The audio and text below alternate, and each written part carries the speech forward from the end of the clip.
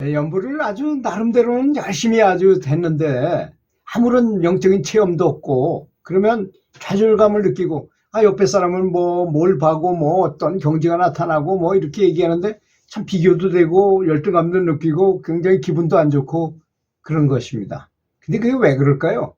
그 마음으로 그런 걸 바라고 지금쯤이면 뭐 빛이 나타나거나 지금쯤이면 뭐 어떤 현상이 일어나야 되는데 뭐 이런 생각을 하기 때문에 에고로서 연구를 했기 때문이라는 것입니다.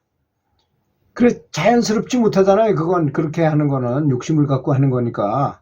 그러니까 그렇게 연구를 하니까 체험도 없는 것입니다. 그렇지만 상관없죠. 왜? 그래도 공덕은 쌓이는 것이니까. 뭐 체험이 있어야만 공덕이 있는 거고 그냥 연불한 거는 공덕이 없고 그렇지 않습니다. 정말 진실되게 연불 하기만 하면 되는 것이죠. 결과가 있거나 없거나 아무 상관이 없죠. 그건 꼭 이런 거와 같아요. 내가 김밥집에 가서 아르바이트로 일을 하는데 손님이 많으면 정말 연락에 바쁘잖아요. 근데 손님이 하나도 없어. 빼빼니 놀아도 똑같이 봉급은 받잖아요. 그죠? 그거하고 똑같습니다. 어떨 때는 잘 되는 때도 있고 어떨 때는 안 되는 때도 있다 이거죠. 두 번째는 연불할 때 체험이 없는 이유는 온 마음을 다해서 집중하지 못하고 뭔가 세속에 집착하는 마음을 완전히 벗어버리지 못했기 때문인 것입니다. 왜 아직도 부처님이 나타나지 않지? 라고 생각하는 거죠. 뭘 바라는 거죠. 말하자면 또 뭐 빛이 나타나야 되는데 또는 뭐 어떤 소리를 들어야 되는데 어떤 능력이 나타나야 되는데 이런 걸 생각한다는 것입니다. 세 번째는 정말 진실한 마음을 가진 갈망하는 거하고 빨리 깨닫고 하는 집착하고는 다릅니다. 그건 다른 거라는 걸 알아야 돼요. 자, 내가 아주 내심의 요구가 강해가지고 연불을 해야 되겠다는 세상이 참 허망하고 참 죽을 때 내가 과연 어떻게 죽을 것인가 이런 걸 생각해가지고 연불해야겠다고 그런 갈망을 가진 거하고 연불해가지고 내가 어떤 경지를 얻거나 무슨 원을 이루어야 되겠다는 걸 하는 거하고는 다르다는 것입니다. 그런데 처음에 연불 수행을 하는 사람은 이것을 구별하기가 어려워요. 그렇잖아요. 어떤 게 갈망하는 것인지, 어떤 게 집착하는 것인지, 이런 걸 속교심인지 이런 걸 잘 모른다는 거죠. 하지만 상관없습니다. 그저 매일 최선을 다하다 보면 꼭 자동차 운전 처음에는 어렵지만 나중엔 잘 되는 것처럼 다 잘 되게 돼 있습니다. 매일 하게 되면. 많이 하면 잘하게 되고 잘하면 재미있게 마련이잖아요. 연불의 재미를 느낄 수 있는 경지까지는 가야 됩니다. 아주 즐겁고 행복해야 되는 거예요. 만족감을 느끼고 그런 상태까지 가라는 것입니다. 일부러 연불을 강제로라도 하면서 부처님을 생각하기만 하면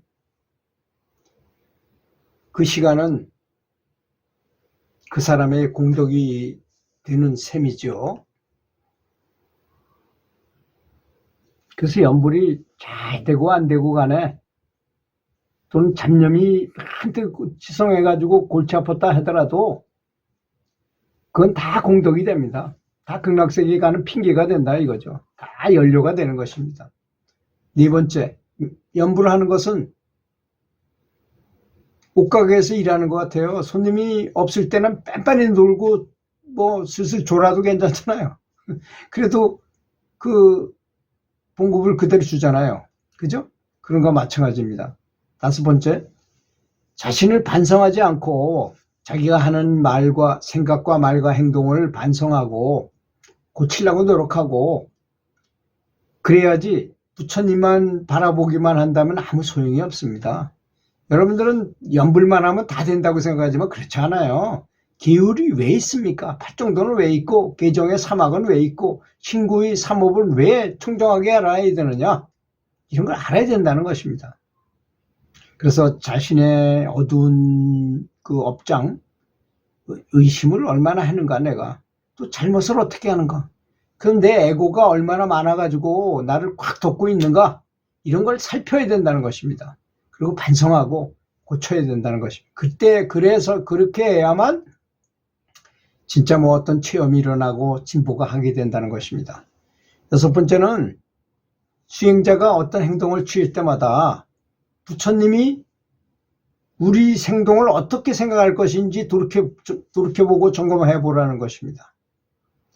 근데 내가 이게 지금 하는 말이나 행동이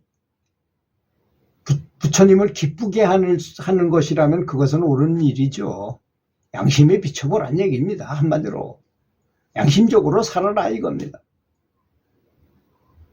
일곱 번째, 사람들이 수행자를 칭찬하고 유혹할 때 우쭐해진다면 야, 당신이 연불하기 때문에 뭐 대단하다 뭐 이렇게 하면 그거 참 위험한 것입니다.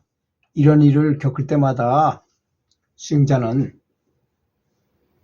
내가 방금 전에 에고로서 무엇인가 행동하지 않았는가, 지나치게 좋아하거나 우쭐한 것은 아닌가 하고 즉각 반성하고 자기를 스스로를 자문해보고 날마다 반성해야 한다는 것입니다. 유튜브 이렇게 찍고 있는 저는 매일 반성을 해요. 사실 이렇게 말하는데 과연 내가 자격이 있는가, 이렇게 말하면서 언행일치가 되면서 말을 하는가, 이런 것에서 반성을 많이 합니다. 혹시 내가 말한 것 때문에 잘못 말한 건 없나 해가지고 굉장히 또 점검도 많이 하는 편입니다. 그래도 잘못되는 건 있겠죠. 아무래도 인간이 말을 많이 하다 보면 어찌 실수가 없을 수가 있겠습니까? 여덟 번째, 어떤 잘못이 있다면 깊이 성찰해가지고 바로 잡아야 할 것입니다. 만약 오늘 바로 잡지 못하면 내일이나 다음 날에라도 바로 잡아야 할 것입니다. 그렇지 않습니까? 바로 잡지 않고 가만 놔두면 죽어서도 계속 그건 습관이 돼가지고 계속 할 테니까 반드시 과감하게 잘라버려야 된다는 것입니다. 아홉 번째, 완벽한 사람은 자신이 좋은 점과 나쁜 점, 장점과 단점을 잘 압니다.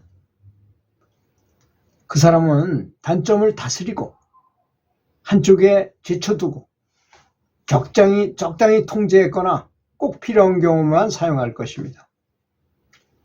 근데 반대로 장점, 좋은 점은 계속 발전시켜서 다른 사람을 이롭게도 하고 자기 자신에도 이롭게 사용할 것입니다. 그런 사람이 완벽한 사람이죠. 그런 사람이 되도록 노력하는 것이잖아요, 연불은. 마지막 열 번째입니다. 자기 마음속에서 어떤 좋은 점을 발견했다면 그것을 발전시키십시오. 만약에 나는 자비로운 편이다, 사람들한테 아주 말도 부드럽고 잘하고 또 다른 사람이 잘 되길 기도도 많이 해주는 편이고 다른 사람이 뭐라고 얘기해도 화를 잘 안 내는 것이다. 그거보다 더 좋은 게 어디 있겠어요, 그렇죠? 화를 잘 안 내는 것.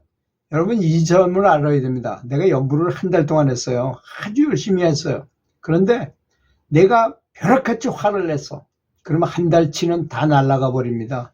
한 방에 다 날아가요. 공덕이 다 없어져 버린다는 것이죠. 놀라운 비밀입니다. 이걸 모르고 계속 하게 되면 또 안 되는 점이 뭐가 있느냐. 이건 중국 기공에 나온 얘기인데요. 뭐냐면 빛을 본다거나 이런, 사실 이 신통이 여러 가지 종류가 있어요. 뭐 빛을 본다거나 뭐 산의 경치를 본다거나 뭐 극락세계가 조금 보이고 뭐 이런 것들은 내 공력으로 보는 겁니다. 그걸 자꾸 보게 되면 내 공력이 다 소모돼 버려요. 그런데 정말 해안이 열렸어. 해안이 열린 거하고 그냥 투시를 하는 거하고 달라요. 그 점을 알아야 됩니다. 그래서 어떤 보살님이 저한테 물어보기를 뭐가 보이는데 어떻게 합니까? 그러길래 제가 얘기했어요. 다 무시하고 있거나 말거나 상관없이 계속 연불하십시오. 그랬더니 그 양반이 나중에 전화를 안 하더라고. 재미가 없는 거예요. 자기가 좋아하는 걸 하지 못하게 하니까 저 사람이 나를 망가뜨리려나 뭐 이렇게 생각했는지도 모르죠. 네, 그렇지 않습니다. 정말 지혜안이 이 해안이 열려서 볼 수 있게 되면 눈을 뜨고도 다 사물이 보여요. 그런 그런 경지가 아니거든. 그걸 봐가지고는 자기 공력이 소모되면 지금 높이 진보하기도 바쁜 판에 어디 자기 공력을 소모합니까? 말도 안 되는 얘기죠. 그래서는 안 되지 않겠습니까? 그래서 어떤 자기한테 좋은 점을 발견했으면 그것을 발전시키고 나쁜 점이 발견됐다면 즉시 바로잡고 긍정적인 면으로 바꿔버리라는 것이죠.